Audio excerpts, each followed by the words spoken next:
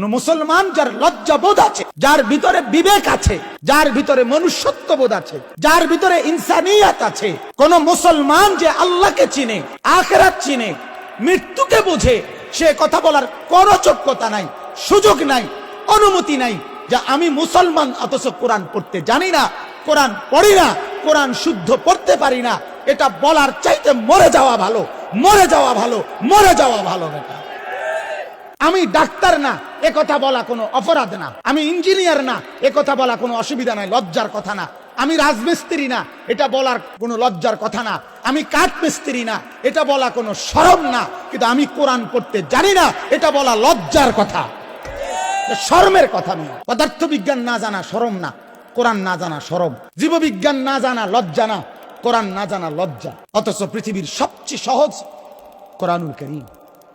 আল্লাহ নিজে বলছেন, ওয়ালাকাদ ইয়াসসারনাল কোরআন, আমি তোমাদের জন্য একদম সহজ করে দিয়েছি কোরআন। সবচেয়ে সহজ কোরআনুল কারীম। অথচ এটাই পারে না, এটা কোনো কথা না। মূলত কথা হচ্ছে উনি পড়তো না, সিদ্ধান্ত নিছে। পারে না কিটা আবার পারে না তো ওই ব্যক্তি বলতে পারে যে আমি 6 মাস চেষ্টা করছি, 1 বছর পড়ছি, কিন্তু আমি এরপরেও পারি না। এই কথা বললে না আমরা বুঝতাম। ওই লোক একদিনও পড়ে না, পারি না। পারবেন কই থেকে? আপনি পড়ছেন? কথা বলেন না কেন? আপনি এটাকে গুরুত্ব দিচ্ছেন? অথচ কোরআনুল কারীম 1 মাস পড়লেও তো তেলাওয়াত শিখা যায়, ঠিক কিনা বলেন? 2 মাস পড়লেও তো কি শিখা যায়? তেলাওয়াত শিখা যায়। সহজ, এটা একদম সহজ। মূল কথা হইল উনি সিদ্ধান্ত নিছে সন্তানকে সব কিছুর থেকে সব শিখানো দরকার, কোরআন শিখানো দরকার নাই।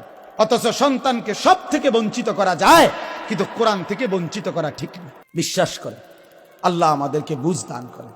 তাহলে এই জন্য বলতেছিলাম যে আখিরাত, পরকাল, কবর, হাসর, জান্নাত জাহান্নাম, মিজান ফুলসিরাত, এগুলোর অনুভূতি যাদের দিলে যত বেশি, অপরাধের মাত্রা তাদের তত কম। টোটাল নাই আমি কথা বলি না, কম।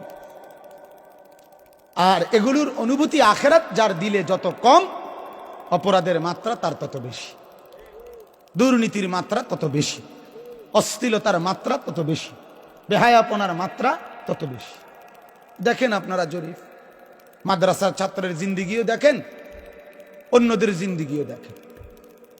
একটা মাদ্রাসার ছাত্রের 30 বছরের লাইফ আপনি রিসার্চ করেন, আরেকজনের 30 বছরের হায়াতও আপনি দেখেন। একজন নামাজি ব্যক্তির 20 বছরের জীবন দেখেন, একজন বেনামাজির 20 বছরের জীবন দেখেন। কথা বোঝেন? দেখেন আপনি হালাত দেখেন, চরিত্রের হালাত দেখেন, চলাফেরার হালাত দেখেন।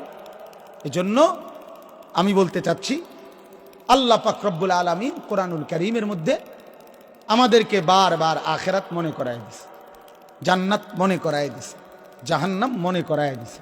আল্লাহ তাআলা এটাই বুঝাতে চাচ্ছে, বান্দা, কোরআন দিয়ে, হাদিস দিয়ে, নবী পাঠাইয়া, ইসলাম দিয়ে আমার টার্গেট তোমাদেরকে ভাত খাওয়ানো না, তোমাদেরকে টার্গেট জান্নাতি বানানো।